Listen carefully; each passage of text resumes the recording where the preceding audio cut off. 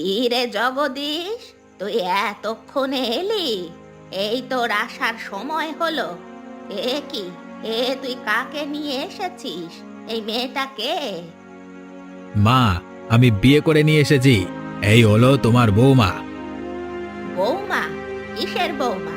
তুই বিয়ে করে নিয়ে এসেছিস, অথচ আমাকে একবারও জানালি না। আর এই মেয়ে, তুমি যে বিয়ে করে এসেছো, তুমি এই ছেলে সম্পর্কে কিছু জানো? আহ মা, কি হচ্ছে এসব? নতুন বউ ঘরে এসেছে, বরণ করবে না? আবার নতুন বউ করছিস? নিজে কোনো কাজকর্ম করিস? বউটাকে খাওয়াবি কি? কেন, এখন সংসার চালাচ্ছি না আমি? তোমাকে খাওয়াচ্ছি না? তোর ওই চুরির পয়সায় আমি সংসার চালালেও এই মেয়ে চালাবে নাকি? এই মেয়ে, তুমি জানো তোমার স্বামী একটা চোর? মানে কি বলছেন? চোর মানে? আমি তো কিছু জানি না। কিচ্ছু জানো না, অথচ বিয়ে করে চলে এসেছো। তোমার এই স্বামী চুরি করে সংসার চালায়, কাজকর্ম কিচ্ছু করতে পারে না। তোমার এখনই এসব বলতে হলো? এখন বলবো না তো কখন বলবো? বিয়ে করে নিয়ে এসেছিস, আজ নয় কাল অবশ্যই শুনবে। ধর, এখানে দাঁড়ানোটাই ভুল হয়েছে। চলো তো, ঘরে চলো। তুমি কেন করলে এমনটা আমার সাথে? আমি কি দোষ করেছিলাম? তুমি আমাকে আগে একটাবার জানাবে না? দেখো, আমি তোমাকে ভালোবাসি। যদি জানাতাম তাহলে তুমি আমাকে বিয়ে করতে রাজি হতে না। কিন্তু তবুও তুমি আমাকে ঠকিয়েছো। আমি এখানে আর এক মুহূর্তও থাকতে চাই না। আমি এখনই এখান থেকে বেরিয়ে যাব। দেখো, তুমি এমন করো না। তুমি তো জানো আমি তোমাকে ছাড়া থাকতে পারবো না। এই ভয়ে তোমার আগে কাজ করলো না? একটা বারও মনে হলো না সত্যটা জানার পর কি অবস্থা হবে? আমার ভুল হয়ে গেছে গো। আমি তোমাকে কথা দিচ্ছি, আমি তোমাকে আর কখনো ঠকাবো না। তুমি আমার বিশ্বাস ভেঙে দিয়েছো। আমি আর তোমার কাছে থাকবো না মানে থাকবো না। আমাকে যেতে দাও। কোথায় যাবে তুমি? আমাদের বিয়ে হয়ে গেছে, একটু বোঝবার চেষ্টা করো। এই বিয়েটাই তো আমার জীবনের সব থেকে বড় ভুল। কি যে করবো আমি? মরে যেতে ইচ্ছে করছে আমার। তুমি এমনটা বলো না। আমি তোমাকে কথা দিচ্ছি, আমি আর চুরি করব না। সত্যি বলছো? তুমি আমার মাথায় হাত রেখে বলো, আজকের পর থেকে তুমি আর কোনো চুরি করবে না, কাজ করে সংসার চালাবে। কি হলো, চুপ করে আছো কেন? কথা দাও আমাকে। আমি তোমাকে কথা দিচ্ছি, আজকের পর থেকে আর কোনো দিন চুরি করব না, প্রতিজ্ঞা করলাম আমি। বলি ওস্তাদ, এতদিন তো চুরি করেননি, এখন সবকিছু ভুলে গেছেন না? ভুলে যাব কেন রে? আমি কখনো চুরি করা শিল্প ভুলে যাই না। এই কারণেই তো আমি তোর ওস্তাদ। কিন্তু আমরা যদি ধরা পড়ে যাই, তাহলে কিন্তু বৌদি আপনাকে ছাড়বে না। আরে আমি পড়বো ধরা? তুই পাগল হয়ে গেছিস নাকি? একটা কথা শুনেছিস না, চুরিবিদ্যা মহাবিদ্যা, যদি না বড় ধরা। হ্যাঁ, কি জানি আজকে মনটা কেমন কু ডাকছে। অনেক কথাবার্তা হয়েছে, চল এখন চুরি করতে যেতে হবে। অনেকদিন ধরে ঘরে বসে আছি, এখন আর ভালো লাগছে না। সংসারে টাকা পয়সা নেই, বিয়ে করতে গিয়ে সব খরচ হয়ে গেছে। আমারও তো সেই একই অবস্থা। এইদিকে আমি আবার আপনাকে ছাড়া চুরি করি না, এই কারণে ঘরেই বসে আছি। চল চল, অনেক রাত হয়েছে, এখন চুরি করতে যেতেই হবে। ওদিকে বউ আবার জেগে যাবে। জেগে উঠে যদি আমাকে দেখতে না পায়, তাহলে বুঝে যাবে যে আমি চুরি করতে এসেছি।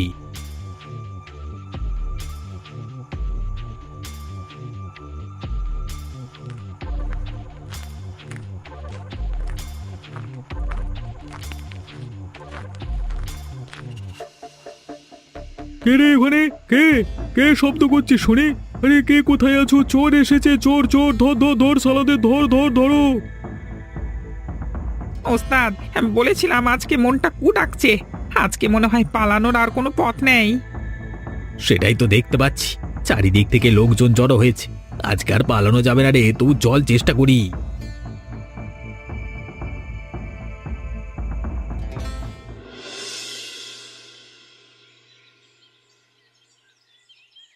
এই যে আসুন, আপনারা আসুন। এখন আপনাদের আসবার সময় হলো। বলি, লজ্জা শরম নিয়ে কি মানে কিছু নিয়ে এসেছেন, না বাড়িতে রেখে এসেছেন?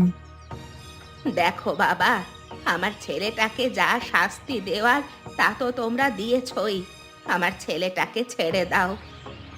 এই তো বুড়িমা, শুধুমাত্র তোমার কারণে তোমার ছেলেটাকে পুলিশে দিইনি আমরা। তোমার ছেলের জন্য কম ভোগান্তি পোহাতে হয় না আমাদেরকে। আমি আপনাদের বলছি, ও আর কখনো চুরি করবে না।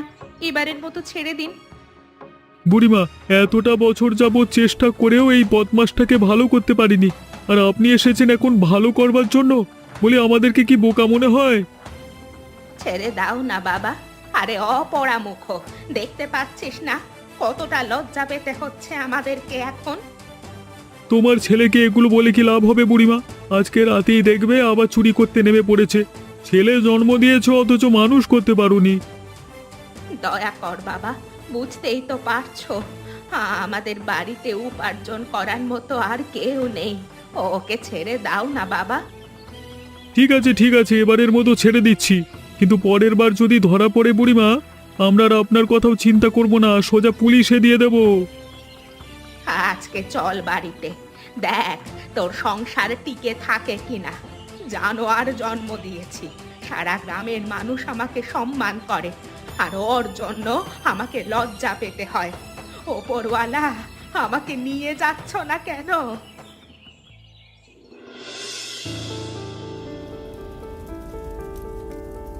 ক্ষমা করবেন বাবা, আপনার ধ্যান ভঙ্গ করার জন্য। বল, এখন কিসের জন্য এসেছিস? বাবা, আমাকে একটা পথ দেখান। এবার যদি আমি কোনো পথ খুঁজে না পাই, তাহলে মরা ছাড়া যে আমার আর কোনো উপায় থাকবে না। সবকিছু খুলে বল, কি হয়েছে? কিসের জন্য এতটা চিন্তিত তুই? আমি যখন আমার স্বামীকে বিয়ে করি, আমার স্বামী যে একটা চোর, সে আমার থেকে সেটা লুকিয়েছিল। পরবর্তীতে সে প্রতিজ্ঞা করে, কিন্তু সে তার প্রতিজ্ঞা ভঙ্গ করে প্রতিনিয়ত চুরি করেই যাচ্ছে। তার মানে বোঝা যাচ্ছে তোর স্বামী অভাবে চুরি করে না, অভ্যেসে চুরি করে।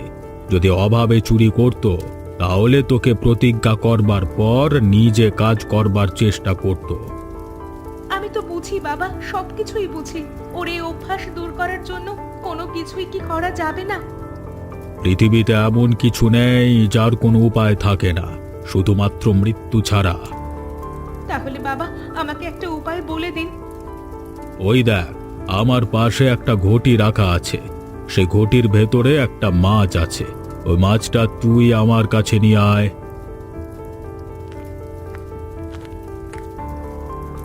কি হবে বাবা এই মাছ দিয়ে?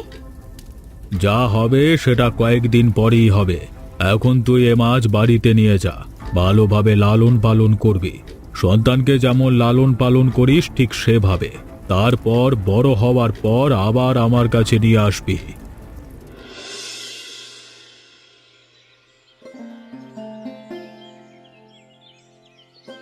কি হলো বৌমা, তুমি এসব কি শুরু করে দিয়েছো? গ্রামের লোকজন যে তোমাকে নিয়ে হাসি ঠাট্টা করছে। কি শুরু করলাম মা? আমি একটা মাছ বড় করছি, এতে লোকজনের হাসাহাসি করার কি আছে? সেটা তো আমরা বুঝি, লোকজন তো বলছে তুমি পাগল হয়ে গেছো। এমন কেউ করে নাকি?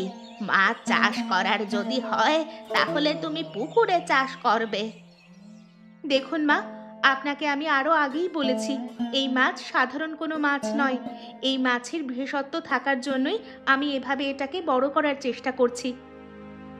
আমি এসব কিছু শুনতেও চাই না, মানতেও চাই না। তোমার জন্য গ্রামে আমাকে উপহাসের পাত্রী হতে হচ্ছে। নিশ্চয়ই আপনার লজ্জা লাগছে, তাই না মা? আপনার ছেলে যখন ঘরে ঘরে চুরি করে বেড়ায় আর ধরা পড়ে, তখন আপনার লজ্জা করে না?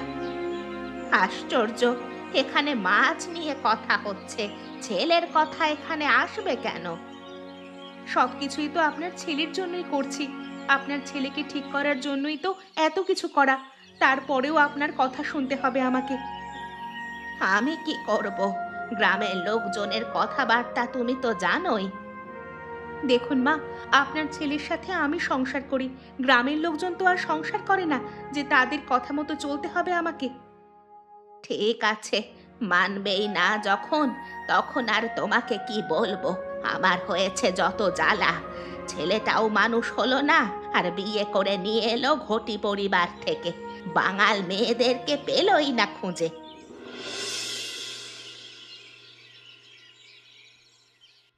আমি জানতাম তুই আসবি, তোর জন্যই আমি অপেক্ষা করছিলাম। তারপর বল তোর মাছের কি খবর। এই তো বাবা, মাছ আমি সাথে করে নিয়েই এসেছি, যথেষ্ট বড় হয়েছে। এবার ভাবলাম আপনার কাছে নিয়ে আসা উচিত। খুব ভালো কাজ করেছিস, এখনই উপযুক্ত সময়। এবার তো বলুন, এই মাছ দিয়ে আসলে কি হবে? এই মাছের সাথে চুরি করার কি সম্পর্ক? শোন, এ মাছ বাড়িতে নিয়ে সবার সামনে কাটবি। মাছ কাটবার পর তুই এ মাছ থেকে উপহার পাবি, আর যে মাছের পেটি থাকবে সেই পেটি রান্না করে তুই তোর বরকে খাওয়াবি। কিন্তু বাবা, আমি তো এসেছিলাম আপনার কাছে অন্য কাজের জন্য। আপনি তো দেখছি আমাকে পেটি রান্না করে বরকে খাওয়াতে বলছেন। এটাই তো জাদু, শুধু তুই একবার ওই পেটি তোর বরকে খাইয়ে দেখিস। আমি তোকে কিছু শিখিয়ে দিচ্ছি, সেই অনুযায়ী চললে দেখবি তোর স্বামী একদম সঠিক পথে ফিরে এসেছে। তাই নাকি? তাহলে তো খুব ভালো হবে। আমি তো এতদিন খুঁজেই পাচ্ছিলাম না যে আমি মাছ কেন বড় করছি, মাছের সাথে কি সম্পর্ক। এবার যা, এ মাছ নিয়ে বাড়িতে ফিরে যা। বাড়িতে গিয়ে সবাইকে সাথে নিয়ে এই মাছ কাটবি। কিন্তু বাবা, আমাকে কিছু শিখিয়ে দেবার কথা বললেন যে। অবশ্যই অবশ্যই, কিন্তু এ কথা গোপন ভাবেই বলতে হবে।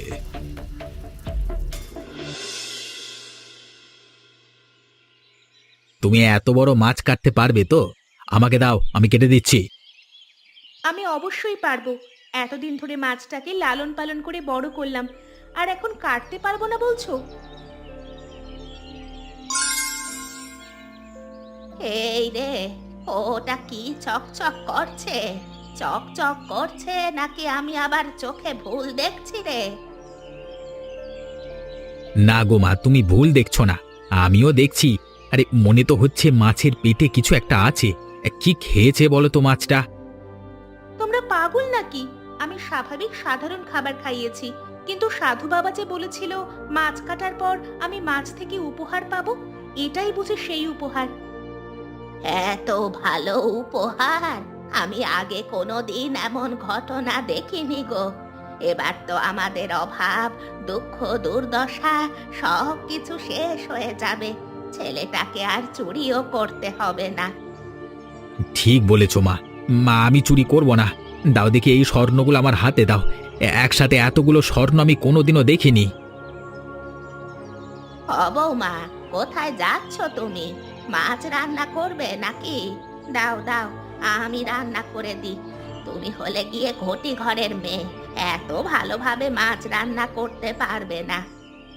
তাতে কি হয়েছে মা? আমিই রান্না করব, আমাকেই রান্না করতে হবে। আপনারা দেখুন, স্বর্ণ আসল নাকি নকল। বৌমা, আমাকেও এক টুকরো পেটি দাও। কত বছর হলো এত বড় মাছের পেটি খাই না। একদম নয় মা, আপনাকে এই পেটি দেওয়া যাবে না। এটা শুধুমাত্র আপনার ছেলের জন্য। এমন কথা বলছো কেন? এক টুকরো মাকে দিলে আমার ভাগে কম পড়ে যাবে নাকি? তোমরা বুঝতে পারছো না, এটা সাধারণ কোনো মাছ নয়। এই মাছের পেটি তোমাকেই খাওয়াতে হবে, সাধু বাবা বলে দিয়েছে। কি জানি কি বলে দিয়েছে, কত কিছুই তো শুনলাম। খা খা, ভালোভাবে খা।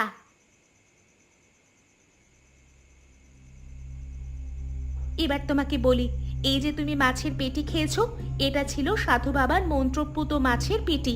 এই মাছের পেটি তুমি খেলে এরপর যদি আর কখনো চুরি করো, তাহলে তোমার গলায় রক্ত উঠে তুমি মারা যাবে। ও বৌমা, কি সর্বনাশী কথা বললে তুমি! আমার ছেলেটার গলায় রক্ত উঠে মারা যাবে? আমি তো সেটা বলিনি মা, আমি বলেছি আপনার ছেলে যদি চুরি করে তাহলে এমনটা হবে। এছাড়া আপনার ছেলেকে ভালো পথে আনার আর কোনো উপায় আমি খুঁজে পেলাম না। তাই বলে তুমি আমার ছেলেটাকে এই জীবন মরণের মাঝখানে এনে ফেলবে? আর জীবন মরণ, আর তাছাড়া আমাদের তো এখন অভাব, দুঃখ, দুর্দশা নেই। আমাদের কাছে যথেষ্ট পরিমাণে স্বর্ণ আছে, দিনকাল ভালোই চলে যাবে। আমার তো এখনো ভয় করছে, কি যে করব। ভয় পাওয়ার কোনো কারণ নেই। তুমি শুধু সতর্ক থাকবে যেন তোমার দ্বারা আর কখনো চুরি না হয়, বলে দিলাম আমি। ওস্তাদ, আপনাকে তো এখন আর দেখাই যাচ্ছে না। সেদিনের পর আপনি কি চুরি করা ছেড়েই দিলেন? কেন রে, সেদিনের পর তোর আরো ইচ্ছে হয় চুরি করবার? হবে না কেন? চোরের ধর্ম চুরি করা, আবার চোরের ধর্ম ধরা পড়া। তাই বলে চুরি করা ছেড়ে দেব নাকি? বাহ, তোর মাথায় তো দেখছি ভালোই বুদ্ধি গজিয়েছে, কিন্তু আমি ভাবছি অন্য কথা। ভাবছি এই চুরি করা ছেড়ে দেব, বুঝলি?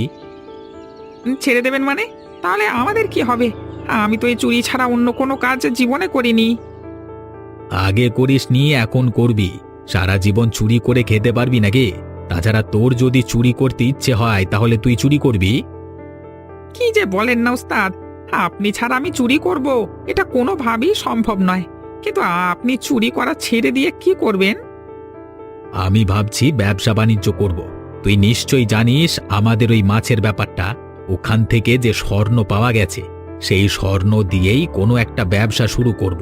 না হলে আমার বউ বাপের বাড়ি চলে যাবে। তাও তো আপনার একটা ভবিষ্যৎ গড়ে উঠলো, কিন্তু আমার কি হবে? আমি কোথায় কি করব? কোথায় আবার? আমার সাথেই থাকবি, আমার ব্যবসার কাজে সাহায্য করবি, মাস গেলে বেতন পাবি। এতেই ভালোভাবে জীবন চলে যাবে। এটা একটা ভালো কথা বলেছেন আপনি। আপনি আমাকে বাঁচিয়ে দিলেন ওস্তাদ। এ কারণেই তো আমি আপনাকে সব সময় ওস্তাদ মানি। ঠিক আছে, যাই রে। ওদিকে আবার আমার জন্য বাড়ির সবাই অপেক্ষা করে বসে আছে।